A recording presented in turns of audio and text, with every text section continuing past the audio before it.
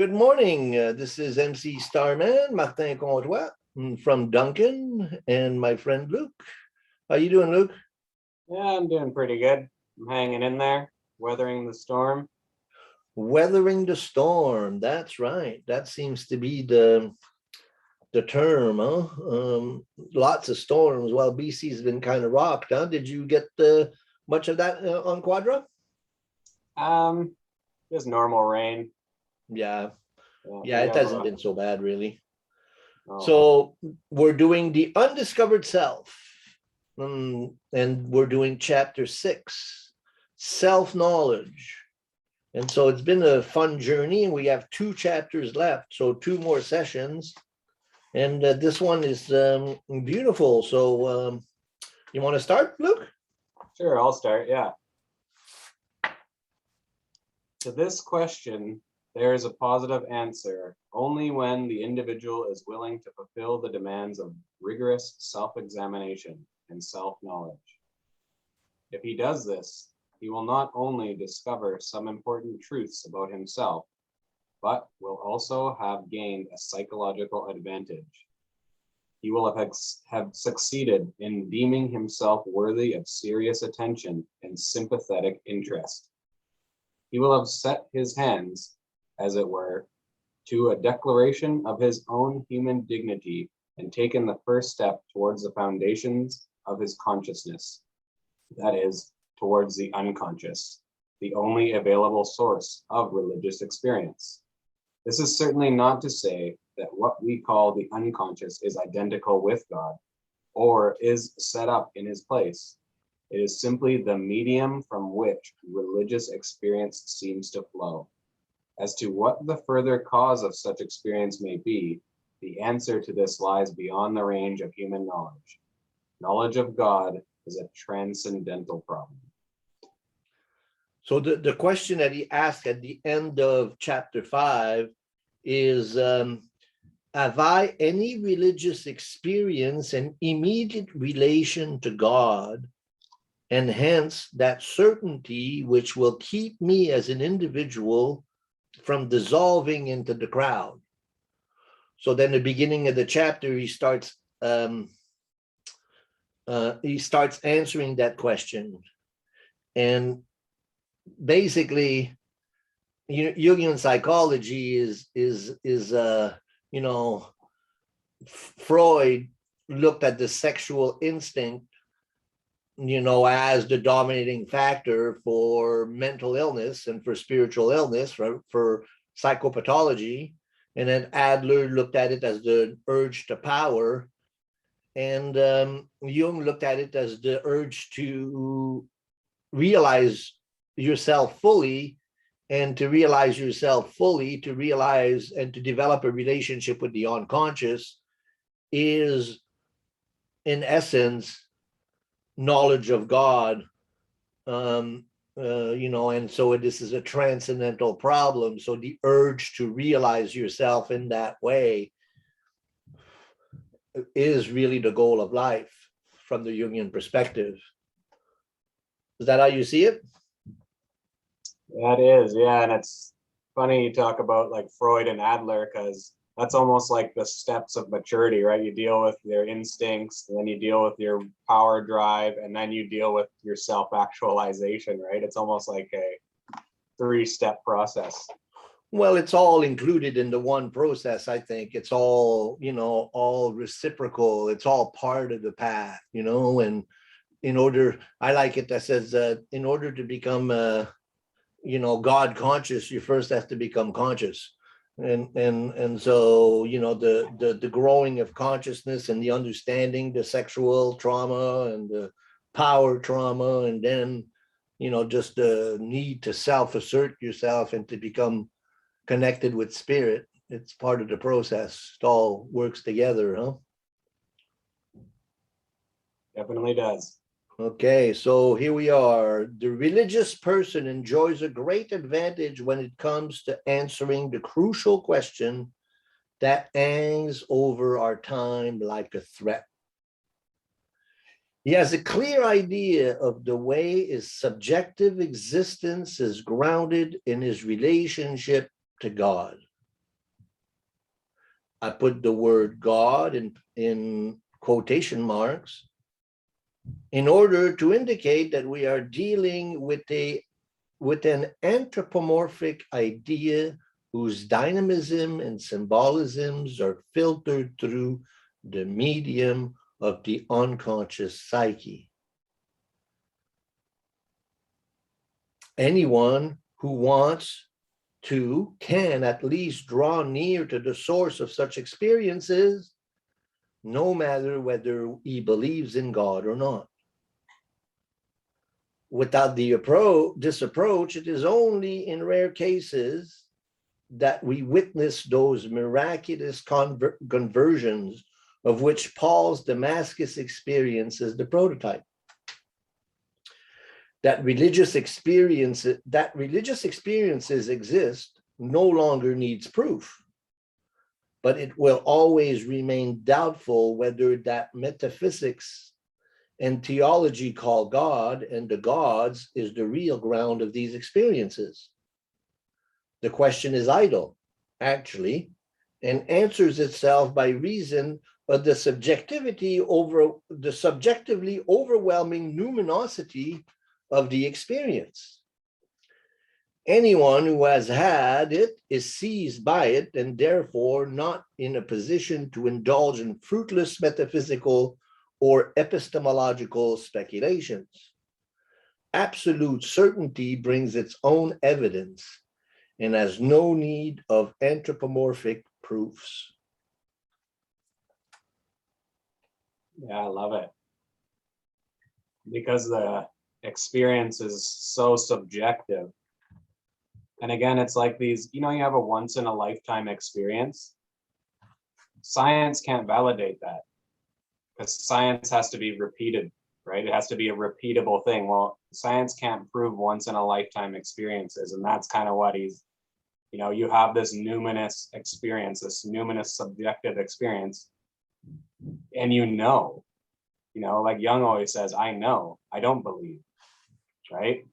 Well, he got in a lot of trouble for saying that too. Yeah, but again, he was fighting against that scientific paradigm, right? So, but like I say, science can't even prove half of the stuff that happens to people in their lives because it only happens once. Science has to be repeated, right? And so that's kind of how I see that. Just for those who don't understand anthropomorphic is a conception of God where we project God into a human form. We think that God is like us. And so it's an anthropomorphic, realization. And here he says that whether you believe in God or not, you can have the experience of the numinous if you focus on it. And if you do that, if you do settle into practice, and mostly through dream analysis and other tools that Jung gives us, active imagination being one of them, we can actually experience this numinous experience, whether we believe or in God or not. So then he says, you don't need anthropomorphic proofs. Anthropomorphism, or the projection of the divine into a human form, is not necessary in order, just like in our times, many people experience God through nature, the divine through nature, or through, separate practices, different practices like Buddhism and meditations, which are not really completely God-oriented or anthropomorphic, and so, but there's a great advantage in having a religious system to believe in. Kind of like the shaman too, right? He has his own experiences and then relays them to the tribe, and that was sort of the foundations of that, I guess, right? Before religion. Absolutely. Shall I continue? Absolutely. In view of the general ignorance of and bias against psychology, it must be accounted a misfortune that the one experience which makes sense of individual existence should seem to have its origin in a medium that is certain to catch everybody's prejudices. Once more the doubt is heard, what good can come out of Nazareth? The unconscious, if not regarded outright as a sort of refuse bin underneath the conscious mind, is at any rate supposed to be of merely animal nature. In reality, however, and by definition, it is of uncertain extent and constitution, so that overvaluation or undervaluation of it is pointless and can be dismissed as mere prejudice. At all events, such judgments sound very queer in the mouths of Christians, whose Lord was himself born on the straw of a table among the domestic animals. It would have been more to the taste of the multitude if he had got himself born in a temple. In the same way, the worldly-minded mass man looks for the numinous experience in the mass meeting, which provides an infinitesimally more imposing background than the individual soul. Even church Christians share this pernicious delusion. Wow, that's far out, huh? That the mass man looks for the numinous experience in the mass, and so in the mass gathering, we feel the presence of God in that way. We experience the numinous, and even church Christians share this pernicious delusion. It's a delusion to think that in mass we experience God. It is a, or a numinous experience. It's really the projection of the divine within on an outer experience. And that's hard, it's really hard to actually get a true religious experience, a true spiritual experience. And yes, it can be kind of a replacement to that, to experience the mass, but really it's a psychic infection that is so well described in the times that we live in, huh? Yeah, and it's almost like a surrogate religion. It's like a mimicking of this religious experience, and they're almost like feeding off of each other's energies rather than it being an individual and subjective thing. Right. It's kind of wild, man. Mm-hmm. Next, psychology's insistence on the importance of unconscious processes for religious experience is extremely unpopular, no less with the political right than with the left. For the former, the deciding factor is the historical revelation that can demand from outside. To the later, this is sheer nonsense, and man has no religious function at all, except belief in the party doctrine, when suddenly the most intense faith is called for. On top of this, the various creeds assert quite different things, and each of them claims to possess the absolute truth. Yet today we live in a unitary world where distances are reckoned by hours and no longer by weeks and months. Exotic races have ceased to be peep shows in ethnological museums. They have become our neighbors, and what was yesterday the private concern of the ethnologist is today a political, social, and psychological problem.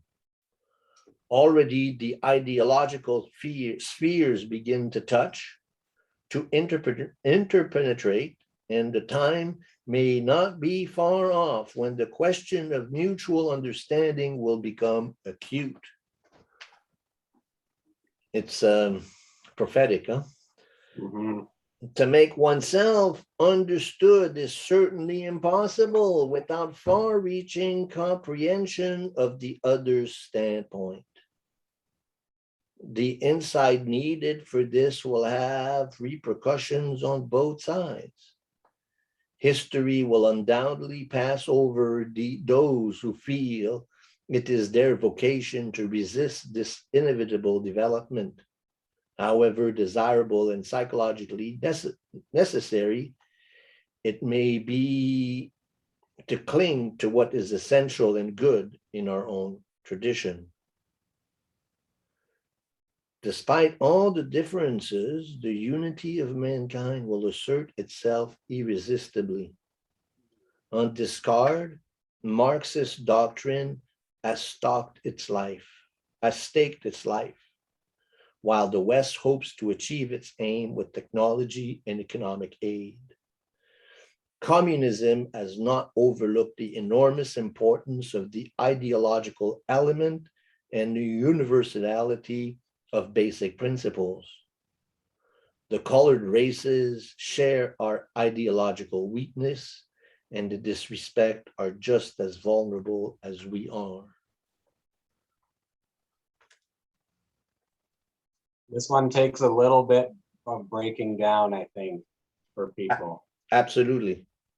So maybe, yeah, I love the part when he says, they talk about like psychology and, you're having faith in these sort of numinous and individualistic experiences. And they're like, oh, you have so much blind faith, but yet when it comes to the party doctrine, you're supposed to have exactly the same blind faith. It's this huge contradiction, right? Right. What he says, accept belief in the party doctrine, when suddenly the most intense faith is called for. It's just, that's absolutely wild. Well, and then when go ahead. Yeah, you go ahead.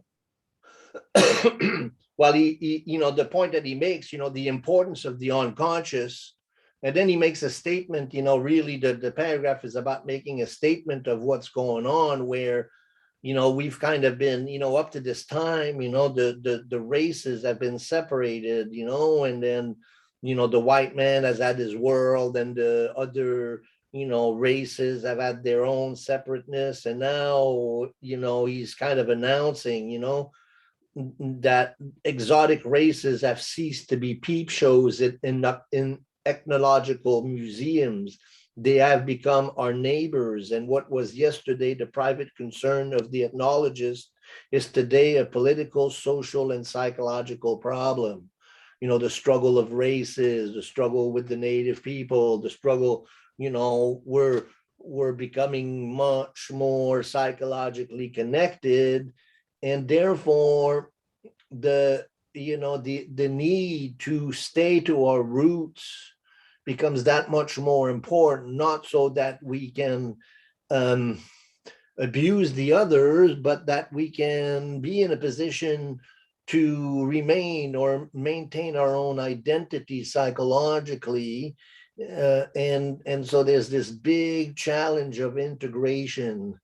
And of course, Jung looks at it from the perspective of the Iron Curtain and Marxist doctrine and capitalism, but really this has shifted greatly, to our times, where the divide, of ideology is much more different. We confront, other races and other religion in a daily basis, and to various degrees of success or failures. And so the colored races share our ideological weakness in this respect, are just as vulnerable as we are. So then Jung points out to the deterioration of psychological identity, and psychology's insistence on the importance of unconscious processes for religious experience is extremely unpopular. And here Jung refers to his psychology, because Jung's psychology really, in our understanding of modern psychology, is a non-entity. Jung's conclusions are not accepted at all. And so, here he's saying, that even in his time, people really had strong reservations to, what simply stated, we want psychology without psyche. We want psychology without the unconscious. We want psychology without soul. That's our society. And so even from his day, he had an extreme struggle in seeing that his psychology really led to a religious experience. And so that's what kind of labels him as a mystic, right? That you can, whether you believe in God or not, if you take these psychological practices, you will have numinous experiences, and you will get to understand that part of you which Jung called the unconscious. Does that make sense? Beautiful. Yeah. And I just wanted to point out, like, because that was a difficult uh, paragraph to explain, and you did it amazingly.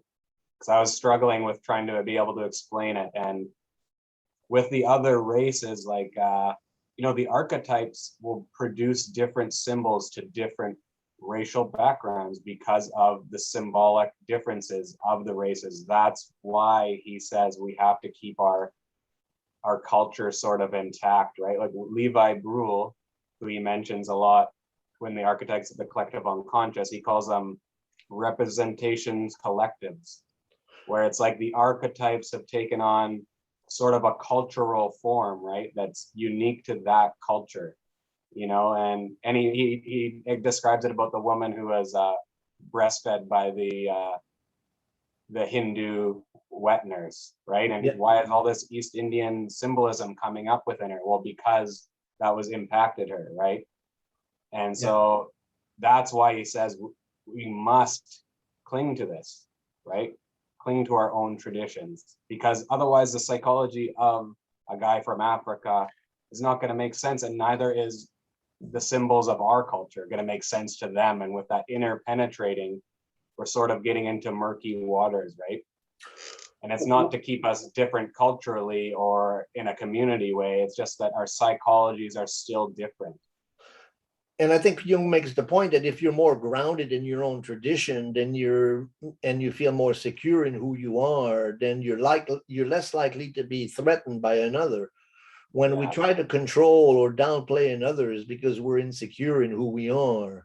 And so to affirm my set of belief and to push it on another is not a sign that one is well grounded psychologically. It is the opposite. Your faith is shallow and you're insecure, and therefore you feel like you need to push it on another person. Yeah, Native communities do that a lot. They're like, hey, you can come check this part out, but then this part is just for us. And I've learned a lot from Native communities and from like Norse pagan traditions, whereas they're like, yeah, we are completely all inclusive, but there's certain things that are for us that are not for you, and there's certain things that aren't for us within your community, and there's no problem with that if we are still respectful of one another. And that's actually the most respect you can extend to another culture, is by letting them have their own thing. Right, absolutely. Okay, I'll continue here. Okay. That was a difficult one, but I think we did a good job. Yeah. The underestimation of the psychological factor is likely to take a bitter revenge. It is therefore high time we caught up with ourselves in this matter. For the present, this must remain a pious wish, because self-knowledge, as well as being highly unpopular, seems to be an unpleasantly idealistic goal, reeks of morality, and is preoccupied with the psychological shadow, which is normally denied whenever possible, or at least not spoken of. The task that faces our age is indeed almost insuperably difficult. It makes the highest demand on our responsibility if we are not to be guilty of another trahison des clercs. Trahison des clercs. It addresses itself to those leading and influential personalities who have the necessary intelligence to understand the situation our world is in. One might expect them to consult their consciences. But since it is a matter not only of intellectual understanding, but of moral conclusions, there is unfortunately no cause for optimism. Nature, as we know, is not so lavish with her boons that she joins to a high intelligence the gifts of the heart also. As a rule, where one is present, the other is missing. And where one capacity is present in perfection, it is generally at the cost of all the others. The discrepancy between intellect and feeling, which get in each other's way at the best of times, is a particularly painful chapter in the history of the human psyche. So this particularly painful chapter in the history of human psyche is that the human psyche is not interested in really understanding his own shadow. Then that really psychology and Jung's psychological approach is not popular, and there's a lot of resistance to it, because really he says that if you want to become healthy, you got to face your own shadow, and you got to stop projecting it on others. And human nature is that we would rather project our shadow on others than to have to deal with it. And so that trahison d'éclair, there's a betrayal of our own nature by a refusal to face the shadow. And I like here when he says, it's not intellectual understanding, but moral conclusions. Right. It's like a moral thing, right? But as he goes on to say, intellect and morality don't go hand in hand generally. So, well, like he says, yeah, nature, as we know, is not lavish with her boons that she joins to a high intelligence, the gift of the heart also, and so we consider ourselves very intelligent, but emotionally we're idiots. And he actually said, go ahead. Jung said that about himself, actually. He's like, I was really intellectual, but I had the most trouble with feeling. Yes, no, and that's if you study Jung's life and all the many biographies, you see how much he struggled with emotional nature. Is a intuitive intellectual, and his feeling function was the weakest. There is no sense in formulating the task that our age has forced upon us as a moral demand. We can, at best, merely make the psychological world situation so clear that it can be seen even by the myopic, and give utterance to the words and ideas which even the hard of hearing can hear.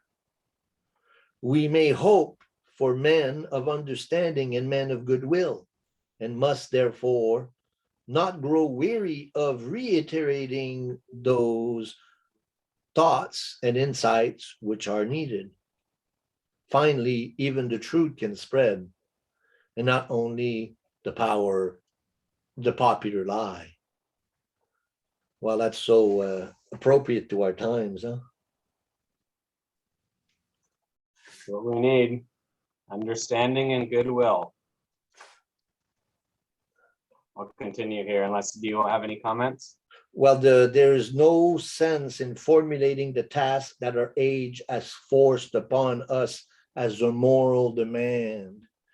And what is that task that our age has given us, but to realize that with all our knowledge and all our wisdom, we still haven't been able to face our own shadow, and to realize that with all of our might, we're destroying ourselves.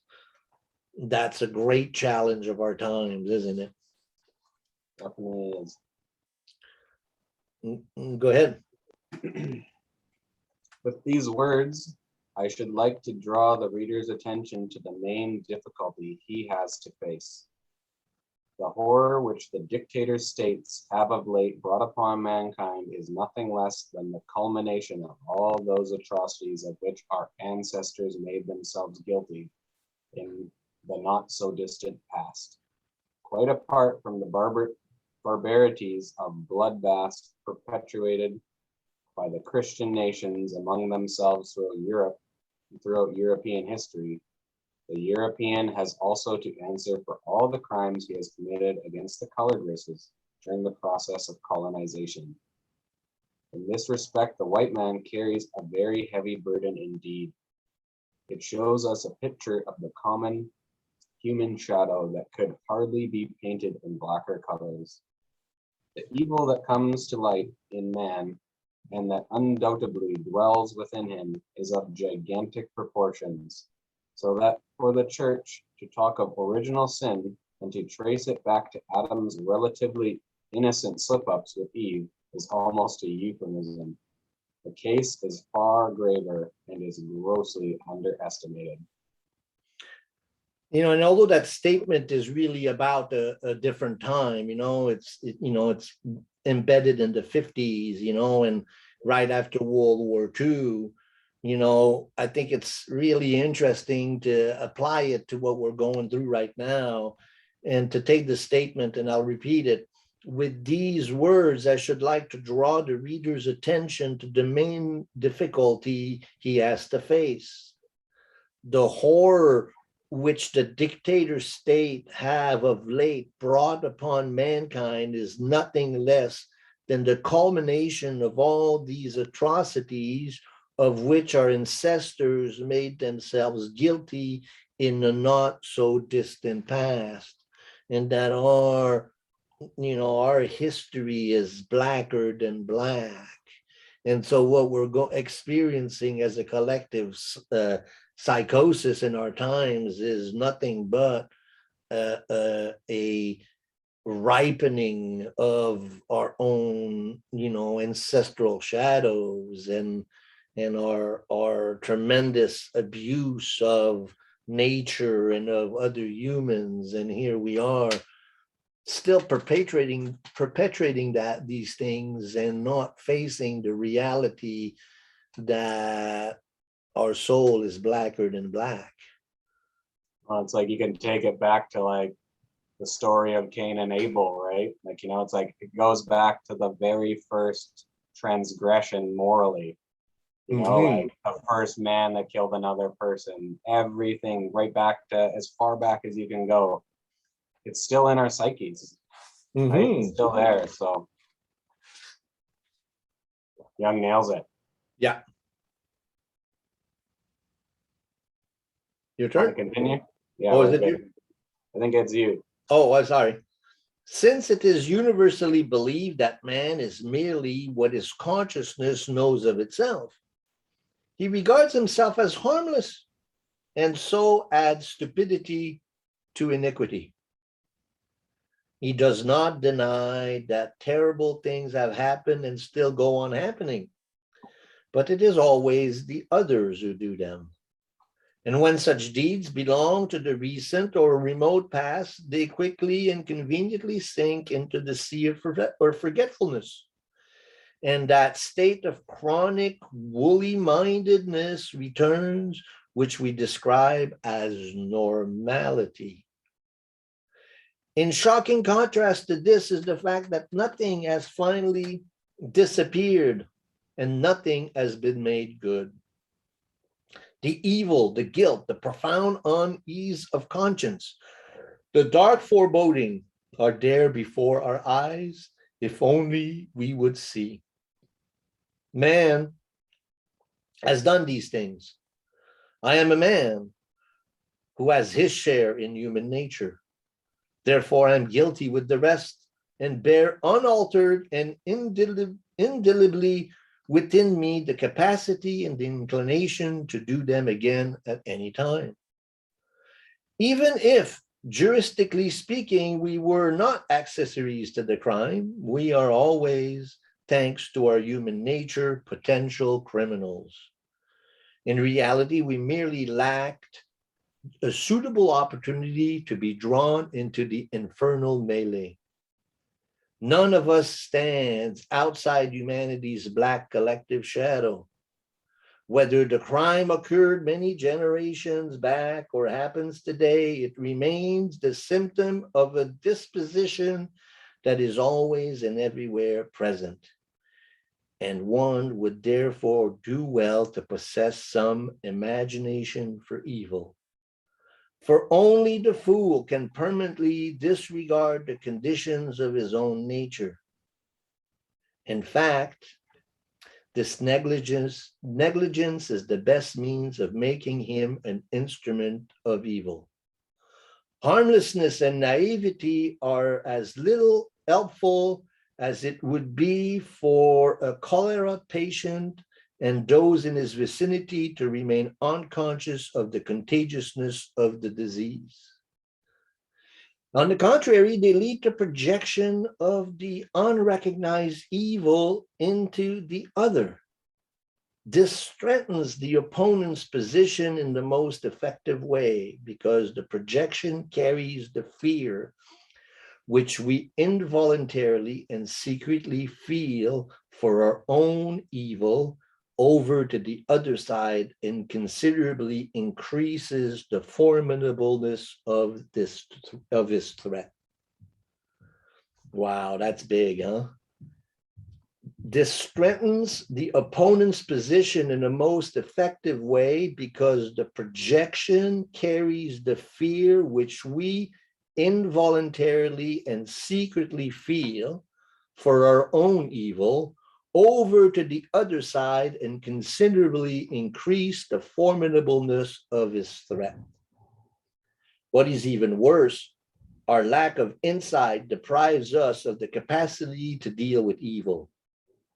Here, of course, we come up against one of the main prejudices of the Christian tradition, and one that is a great stumbling block to our policies.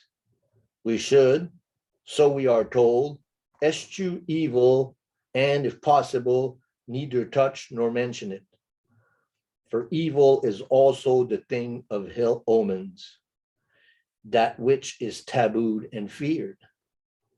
This apotropaic attitude towards evil and the apparent circumventing of it flatter the primitive tendency in us to shut our eyes to evil and drive it over some frontier or the other, like the Old Testament scapegoat, which is supposed to carry the evil into the wilderness. Wow.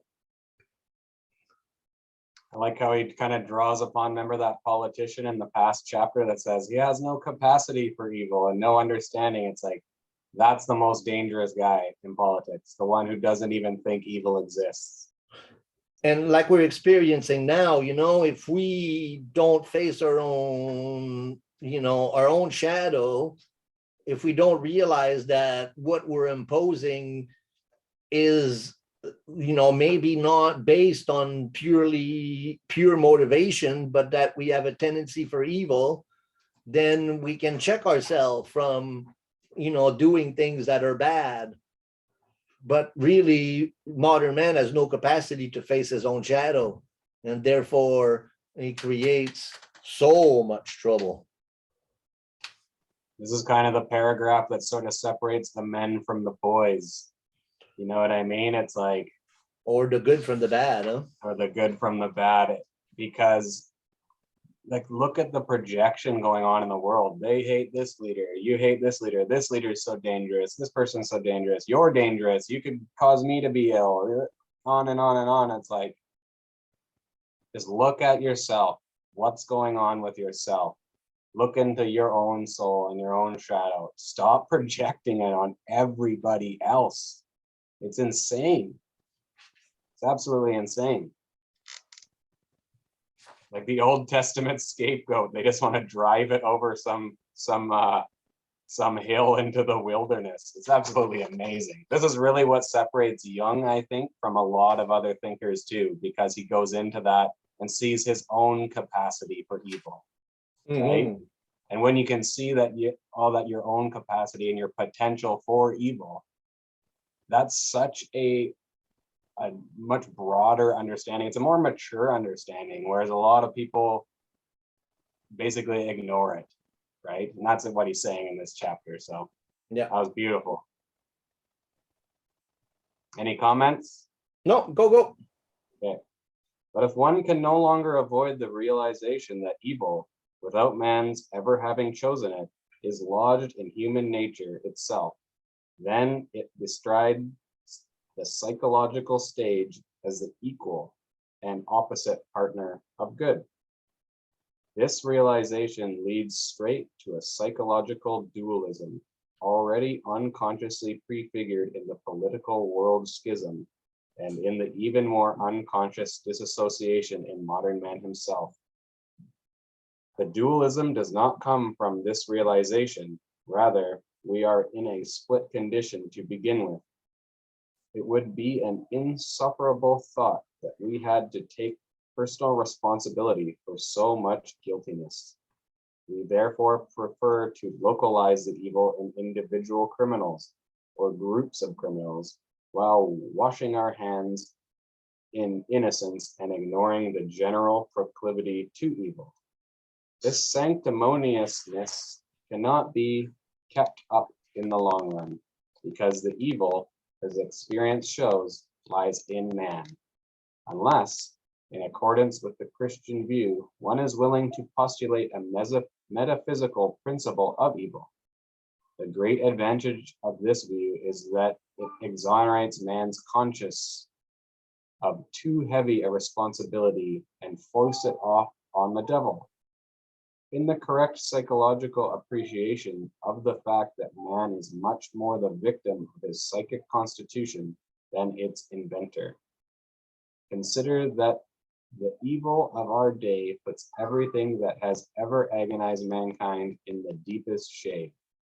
One must ask oneself how it is that, for all our progress in the administration of justice, in medicine, and in technology, for all our concern with life and health, monstrous engines of destruction have been invented which could easily exterminate the human race. And so the man's dualism, so to realize that I'm both good and bad, that everything is dualistic, that I have a masculine and a feminine side to my personality, that I am, dualistic, and that I need to face the other side of my personality.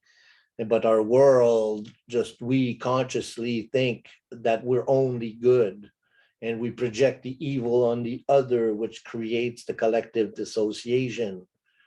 And so that's really important stuff. I'll do the next paragraph. No one will maintain that the atomic physicists are a pack of criminals, because it is to their efforts that we owe that peculiar flower of human ingenuity, the hydrogen bomb. The vast amount of intellectual work that went into the development of nuclear physics was put forth by men who dedicated themselves to their task with the greater exertion and self-sacrifice, and whose moral achievement could therefore just as easily have earned them the merit of inventing something useful and beneficial to humanity. But even though the first step along the road to a momentous invention may be the outcome of a conscious decision, here as everywhere, the spontaneous idea, the hunch or intuition plays an important role or part. In other words, the unconscious collaborates too, and often makes the decisive contributions. So it is not the conscious effort alone that is responsible for the result. Somewhere the other, the unconscious, which with its barely discernible goals and intentions, has its finger in the pie. If it puts a weapon in your hand, it is aiming at some kind of violence. Knowledge of the truth is the foremost goal of science, and if in pursuit of the longing for light, we stumble upon the immense danger, then one has the impression more of fatality than of premeditation. It is not that present day man is capable of greater evil than the man of antiquity or the primitive. He merely has incomparably more effective means with which to realize his propensity for evil. As his consciousness has broadened and differentiated, so his moral nature has lagged behind. This is the greatest problem before us. Reason alone no longer suffices.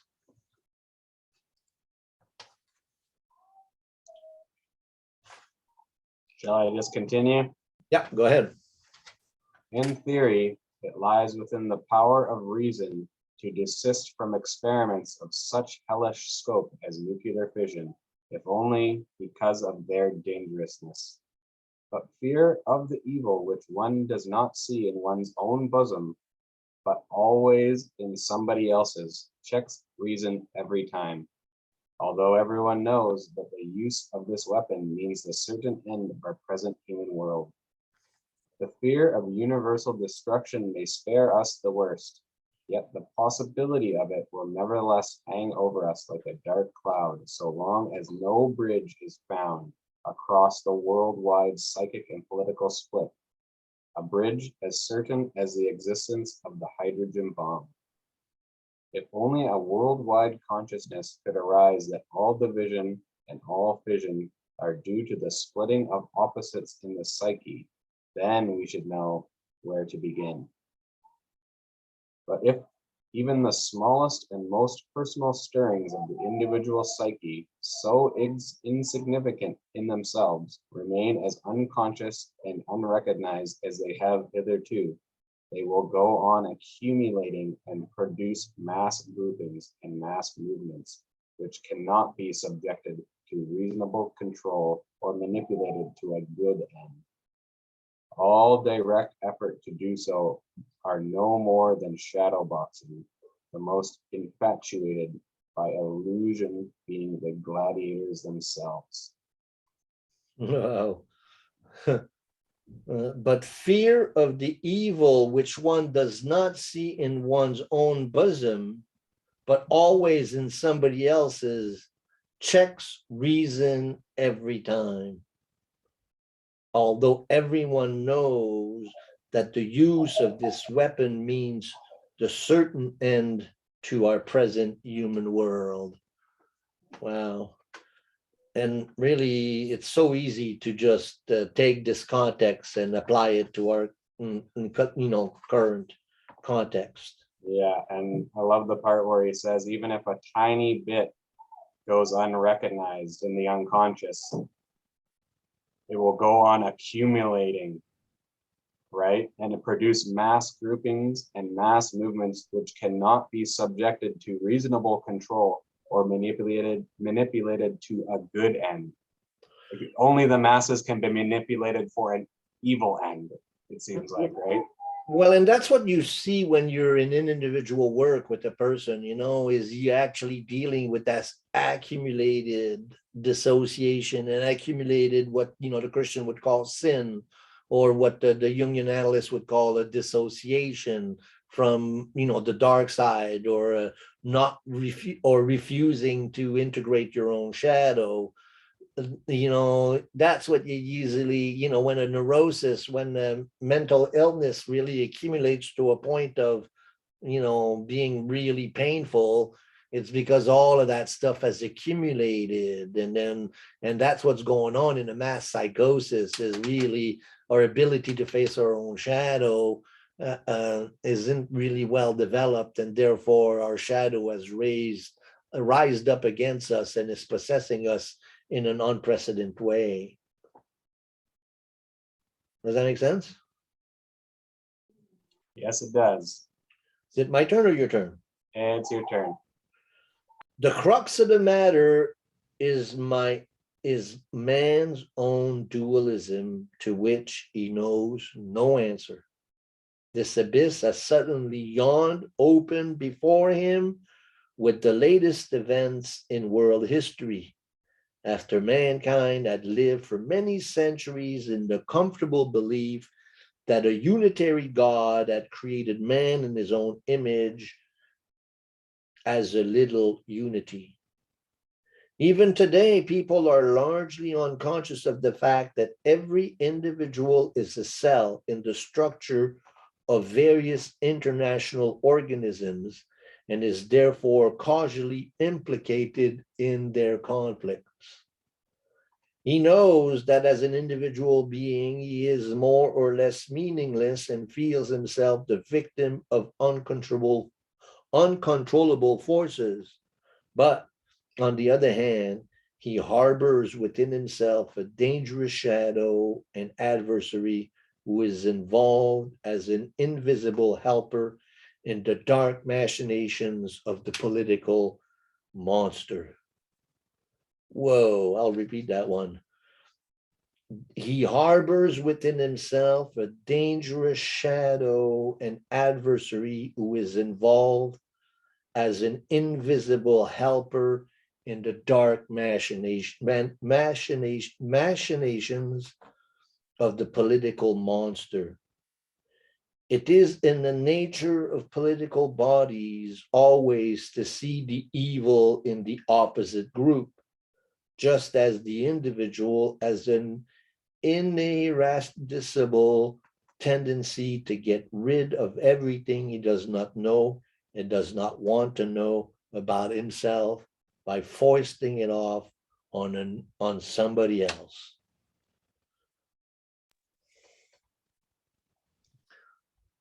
Yeah. Wow. Pretty Shall I clear. continue? Do you Yeah. have comments? No. Nothing has a more divisive and alienating effect on society than this moral complacency and lack of responsibility. And nothing promotes understanding and rapprochement more than the mutual withdrawal of projections. This necessary corrective demands self-criticism, for one cannot just tell the other person to withdraw them. He does not recognize them for what they are any more than one does oneself.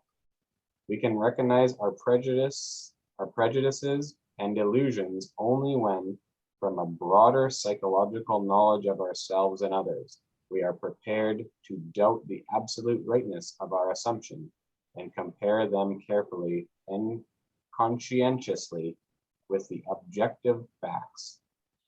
Funnily enough, self-criticism, in quotations, is an idea much in vogue in Marxist countries, but there it is subordinated to ideological considerations and must serve the state, and not truth and justice in men's dealings with one another. The mass state has no intention of promoting mutual understanding and the relationship of man to man. It strives rather for atomization, for the psychic isolation of the individual. The more unrelated individuals are, the more consolidated the states become, and vice versa. Now, what does that sound like to you today? So that's our world, buddy.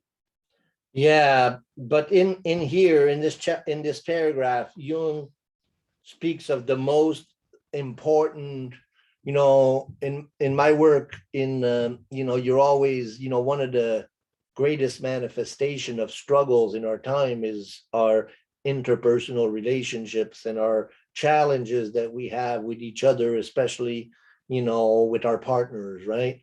And so we have a tendency to project our own evil on the other, and we do that most in our own personal relationships. We project the evil, and so when we're trying to ease the trouble in our homes, in our relationships, Jung here gives a solution. He says nothing promotes understanding and rapprochement more than the mutual withdrawal of projection. This necessary corrective demands self-criticism, for one cannot just tell the other person to withdraw them. So to withdraw projections is, is what furthers intimacy. There's nothing that furthers intimacy more than the withdrawal of projection. So to withdraw my projection, to understand that really what I'm projecting on the other is actually mine, and I can deal with that. And to do that really empowers. If both members of a relationship are able to do that, then you can really promote a healthy relationship by the withdrawal of projections. And Really what I love important. about that too is it puts all the responsibility on yourself, because you can't make another person withdraw their projections. So it's all about this self-work, right? We all have to withdraw our projections, focus on the self again, right? It's not about the other, it's about the self. And just imagine if our politicians stop projecting their shadow on everybody else and realize that part of what they're doing is exactly what they're accusing the other of doing, then we would actually get somewhere as a society.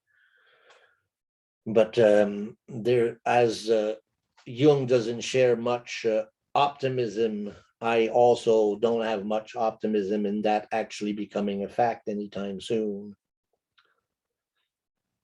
So next paragraph, we have a few more paragraphs. There can be no doubt that in the democracies too, the distance between man and man is much greater than it's conducive to public welfare, let alone beneficial to our psychic needs.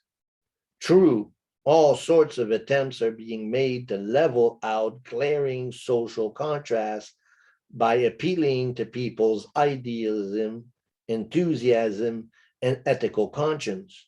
But characteristically, one forgets to apply the necessary self-criticism to answer the question, who is making the idealistic demand? Is it perchance someone who jumps over his own shadow in order to hurl himself avidly on some idealistic program that offers him a welcome alibi? How much respectability and apparent morality is there, cloaking in deceptive colors a very different inner world of darkness?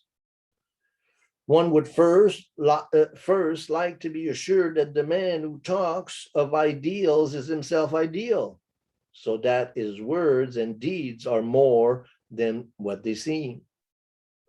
To be ideal is impossible and remains therefore an unfulfilled postulate. Since we usually have keen noses in this respect, most of the idealism that are preached and paraded before us sound rather hollow and become acceptable only when their opposites is also openly admitted.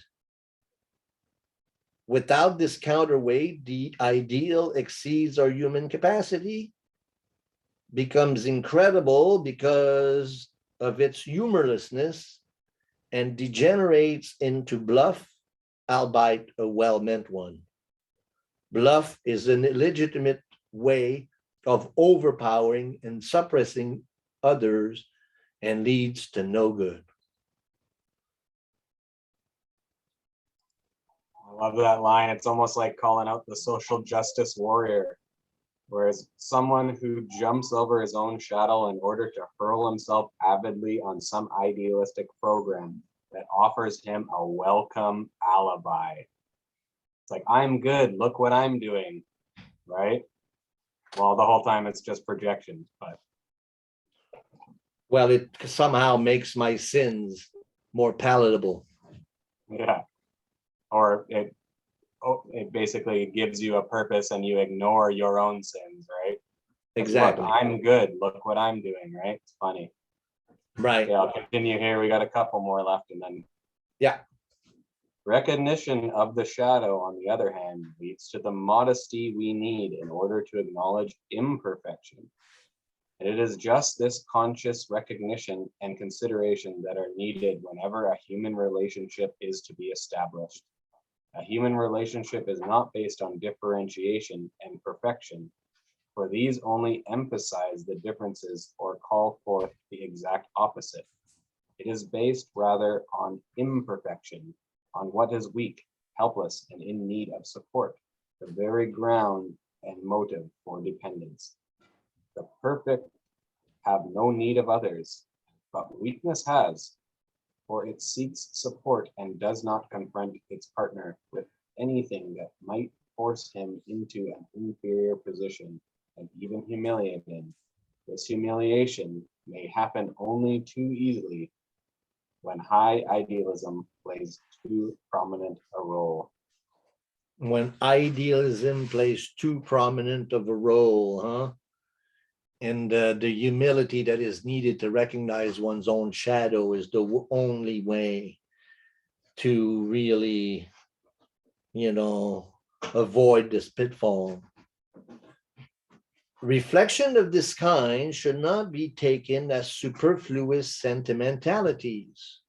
The question of human relationship and of the inner cohesion of our society is an urgent one in view of the atomization of the pent-up mass man whose personal relationships are undermined by general mistrust. Wherever justice is uncertain and police spying and terror are at work, human beings fall into isolation, which of course is the aim and purpose of the dictator state, since it is based on the greatest possible accumulation of depotentiated social units. To counter this danger, the free society needs a bond of an effective nature, a principle of a kind like charitas, the Christian love of our neighbor. But it is just this love for one's fellow man that suffers most of all from the lack of understanding wrought by projection. It would therefore be very much in the interest of the free society to give some thoughts to the questions of human relationship from the psychological point of view, for in this resides its real cohesion and consequently its strength. Where love stops, power begins, and violence and terror. It's like everything that the state does is not to bring us together, but to isolate us further and further. And because we're easier to control that way. Yeah, easier to control that way, but it also takes our potential away. Depotentiate. That's so amazing because we have so much potential as human beings. And the more divisiveness, the more isolation, because human beings are meant to live in a society and a culture, and we kind of fuel each other up and we can do greater things together. That's the whole point of isolating us, really, right? And I think that that's really the key to really overcoming our collective psychosis right now, is to find those who see the way we see things and to withdraw our own projections and to develop real relationships and real communities. That's the most important thing to do right now, is support sustainability and build communities that are real. And support others in their differences, right? That's the thing, like not trying to make them like you and like all the things you like, but to actually support them in their own unique differences. I feel that that is something we need to strive for as well. Okay, cool. Last paragraph. Yes. These reflections are not intended as an appeal to idealism, but only to promote the consciousness of the psychological situation. I do not know which is weaker, the idealism or the insight of the public. I only know that it needs time to bring about psychic changes that have any prospect of enduring. Insight that dawns slowly seems to me to have more lasting effect than a fitful idealism, which is unlikely to hold out for long. The difference between understanding, I was reading the other day about the difference between understanding and knowing.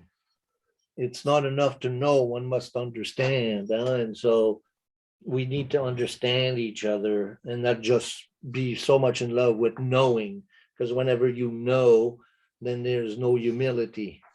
But to seek understanding of the other and to withdraw one's projection, that's the task.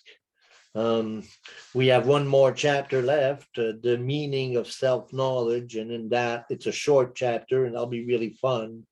And in that one is one of my favorite quotes of Jung, and so looking forward to that one. Thanks everybody for joining us in this series. I hope you're enjoying it. Please do comment or let us know how you feel about it. Any kind of positive reinforcement or constructive criticism is welcome. How you been feeling about it all, Luke? Yeah, pretty good. This one went, I think, really good. And this was a very moving chapter. Absolutely.